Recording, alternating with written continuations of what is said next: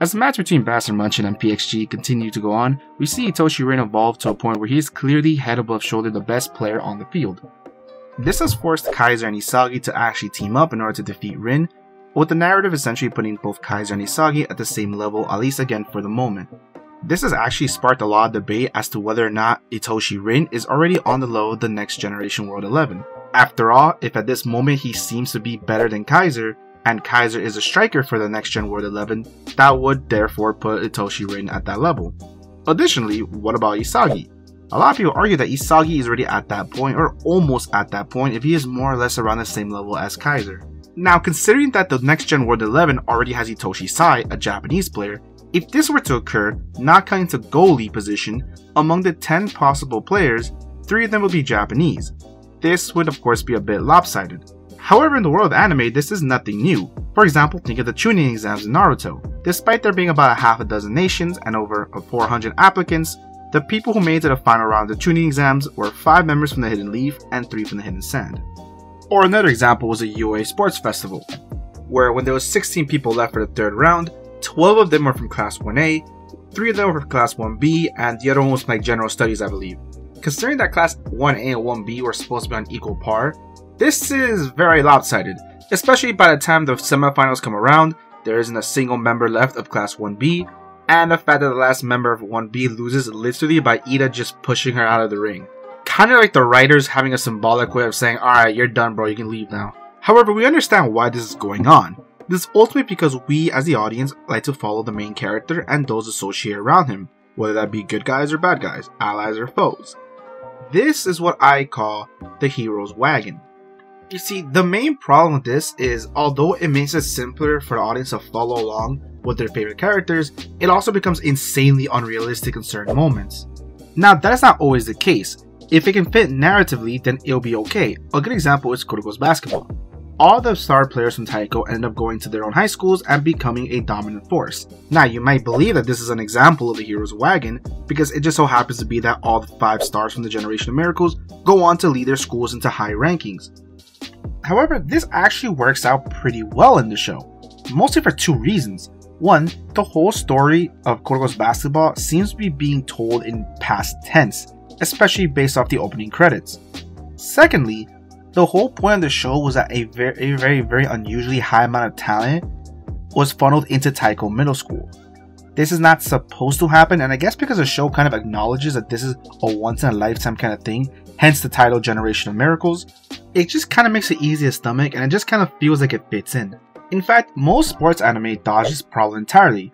This is usually because 1, there's only a few amount of powerhouse schools, so it makes sense to focus on them, and 2, when it comes to progressing the story, usually during a group stage or brackets, certain teams just simply get eliminated.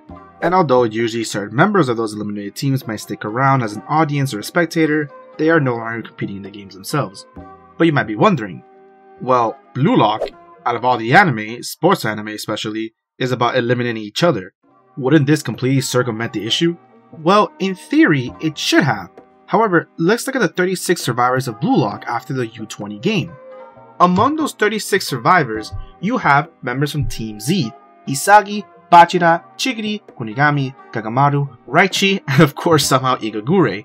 However, from that stratum, you also have Wanima, Soeibaro, Ikiniko, and Nagiseishiro, Mikage Reo, and Zantetsu. Do you see an issue here? Keep in mind that there were 5 stratums, each of them had 5 teams. Amongst those teams, 25 individual players passed. So after the first stage, there was 125 players. Among those 125 players, it got condensed to 36, but somehow, a little over a third of those players just so happened to be from the same stratum that our protagonist Isagi Oichi is from. Now what's even crazier is that if you look at the actual Blue Lock starting 11 for the U20 game, the 11 players, 6 of them come from Isagi's stratum. But you might be wondering, why is this a problem? I mean, after all, as an audience, wouldn't we rather focus on people that we already recognize? Well, yes, there are some benefits, but at the same time, there's so much more characters that could be introduced more organically if we just simply made more space for them. Believe it or not, I'm not upset of someone like Igaguri making it this far, because 1, luck is an aspect of the world we live in, and 2, it was kind of funny and somewhat interesting to see how far he would get. I mean, he was only recently eliminated. I mean, At least that we know of. For all we know, some club may give him an offer. But imagine someone like, let's say, Zantetsu. I like him. I think he's a cool character, but he hasn't really done much. Now imagine instead of him making it, we axed him, and instead of Kira Jin being on Bastard Munich, imagine if he was in PXG and actually a contributing member of the team. Because Kira Jin is such an interesting character to me, but I've barely seen anything of him because of course he's being overshadowed by Kaiser Isagi. If he was somewhere else, and we made room for him somewhere else, he might be much more of an interesting character. We can actually see him going head to head against Isagi. We can maybe see him as, I say, a third option behind Toshi Rin and Shida Ryusei. Or another example, think of Raichi and Kunigami. Now don't misunderstand me, I like both of these characters, but after the second match, Kunigami is just nothing more than a defender at this point. And guess what, so is Raichi. So in this case, they would really need to spend time on both of them individually. What is Raichi doing that Kunigami probably couldn't have? Was Raichi really that integral? Again, as a character he's super cool, but imagine axing him, having Kunigami just continue the defense that he's been doing. For example, Kunigami could have just been the one to man-mark Snuffy at that point. And then with Kunigami just sort of absorbing everything that Raichi was doing, we could have used that extra time to essentially add somebody else. Mind you, they didn't even need to do much, but at least have someone else there. Someone from a different stratum that we haven't seen yet, because at least it increases the sort of world building on Blue Lock as opposed to a hyperfixation on the same characters over and over again. But this also means the story is kind of writing itself into a corner. Because think of it like this, let's look at the New Gen World 11. I already talked about how essentially Japan now has 3 or 4 players that are within that stratosphere. But now imagine if instead of that, it was just Itoshi Sai and Isagi, who maybe wasn't quite there yet, but with the help of Sai, could essentially push himself to be a great striker. That would make sense. It would be a reason why Isagi isn't officially part of the New Gen World 11, but it makes Japan competitive.